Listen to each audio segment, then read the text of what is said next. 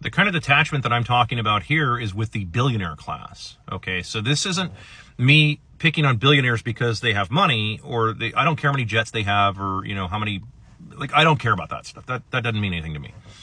I'm talking about the detachment that they have from the peasants. Okay, so that's all of us out here. I mean, for those of you, if you don't know, if you're not in their billionaire class, you are one of the peasants, the unwashed masses. So welcome to the club if you didn't know you were here. So the problem is that as the peasants start getting a bit louder and they start saying things like, hey, dude, we can't continue that. Like, none of this is sustainable. Like, none of this is sustainable. Like, we can't afford to be paying for all this. We can't afford to see the economy just continue to get worse and worse and worse. What happens is that these billionaires, these are fake billionaires basically, but I mean, we'll just, I'm not going to get into that discussion. The so-called billionaires, their estates just get bigger and the walls around them just get higher. They detach further and further and further. And that's why you're seeing so much unsustainability in the overall marketplace. What's the marketplace? That would be just the people. That's why you're seeing so many people that are becoming unsustainable. Like their very livelihood is becoming unsustainable.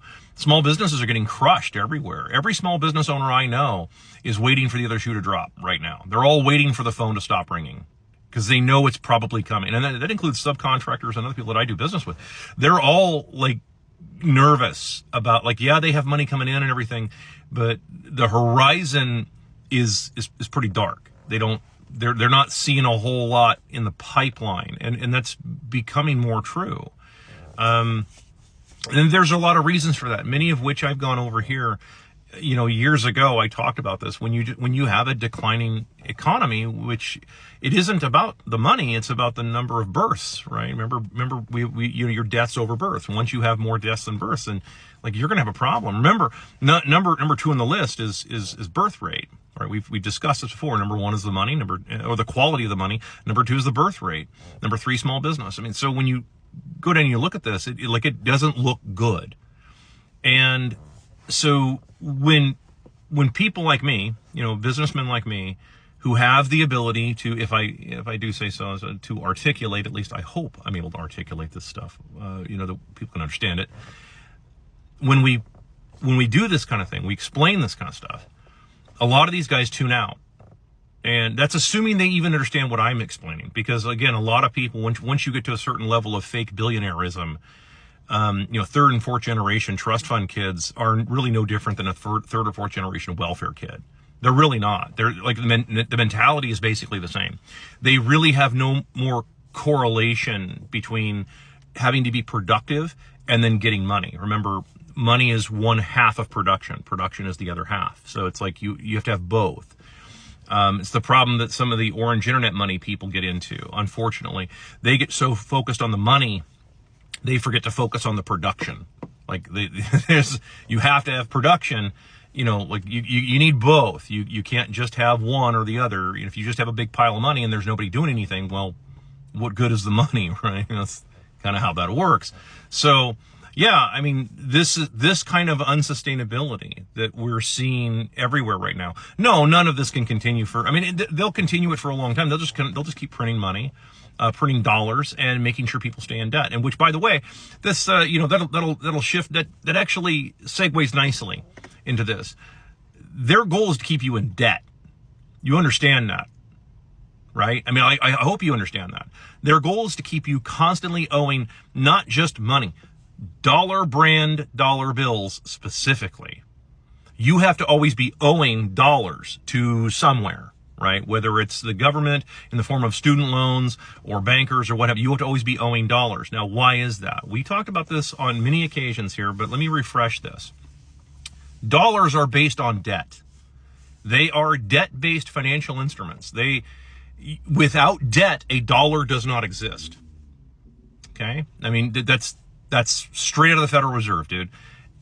Without debt, a dollar does not and cannot exist. Someone has to be first willing to borrow a dollar before a dollar can be created. Unless you're just straight counterfeiting, which they do on the back end all the time.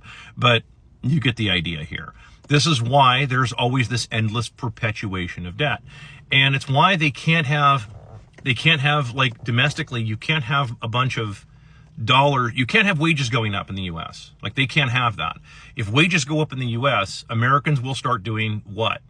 What do we know most Americans will do if their wages, let's get personal here. Let's get specific. Let's say whatever job you do, assuming you have a job, whatever job you do, let's say that your salary 10x'd. So let's say that you made, you're doing okay. You make $50,000 a year, $60,000 a year. I'm just throwing out a number. Okay. And all of a sudden it goes to $500,000 or $600,000 a year. What's the first thing that you're going to do? Right? Oh, you might go buy a new car, and yeah, I get all that. Okay. You might do the Lawrence thing from, Office Space, I'll tell you what I'd do, man. Yeah, you might do all of that. But ultimately you're going to pay off a bunch of debt. You're probably going to pay off your car. You're probably going to pay off your credit cards. You're probably going to pay off your student loans. You're probably going to pay off a bunch of stuff, which zeroes out the debt. Now imagine if every American did that for just a moment here. Imagine every American, paid off all of their debts. Now you're like, well, that's counterintuitive. That would be awesome, right? That would be great. That'd be a boon. No, that'd be a boon for you. That would be the peasants. The peasants. That'd be a boon for the peasants. That would not be good for the bankers. That would not be good for the billionaires. They would be terrified if you did that, because if every American did that, then what's left on their end? A bunch of worthless paper that nobody owes anything on, and a bunch of ones and zeros in a computer that have no actual intrinsic or mathematical value of any kind. Right? So they have no more control over you. This is where these things come from. This is why we talk about these things. And it's why I talk about them till I'm blue in the face all the time, is that they have to have you constantly owing dollar brand dollar bills in the form of either, if it's not inflation, then it's taxes. If it's not taxes, it's got to be insurance premiums, which is just banking done in reverse. And if it's not insurance premiums, it's got to be some kind of interest rate on loans. It's got to be something that you're constantly having to give them dollars, so that you're forced to go work in their system to earn dollars, because that's what they pay out, is the company store bucks called dollars. And then you have to then go give them back. So how do you exit this horrible system? Well, that was done through hard money. That's why, for example, that's how the U.S. was founded. Was the founders saying, we need to break out of this system of having to constantly owe all these other countries, and owe these oligarchs and monarchs, half a world away, that don't care about anybody here. Yeah, that's what it's going to take. So, you're going to have to think about these kinds of things and just deal with it as such. So anyway, to tie off, all I'm pointing out is that no, none of this is actually sustainable, but they'll keep it going for quite a while. So everybody keeps asking, like, when's this all going to collapse? Oh my God, I'm tired of going to work. Yeah, I know. So is everybody else. I would argue that it's collapsing right now. It's just that the problem is they're going to make you broke first. They're not going to let you keep anything when it collapses. Okay. That's the problem. So you're going to want to have this collapse as quickly as possible. That's, of course, my goal here. Everybody hates me, but my goal here is to get this to collapse as quickly as possible, so that way the peasants actually have a fighting chance at being able to, maintain, keep their property and keep what wealth they do have, so that way they can grow. Because the only way you can become rich is really to stop being ripped off. That's the fastest way to get rich. I don't know if you know that or not. I said this years ago. The fastest way to get rich is to stop being ripped off. That's the quickest way.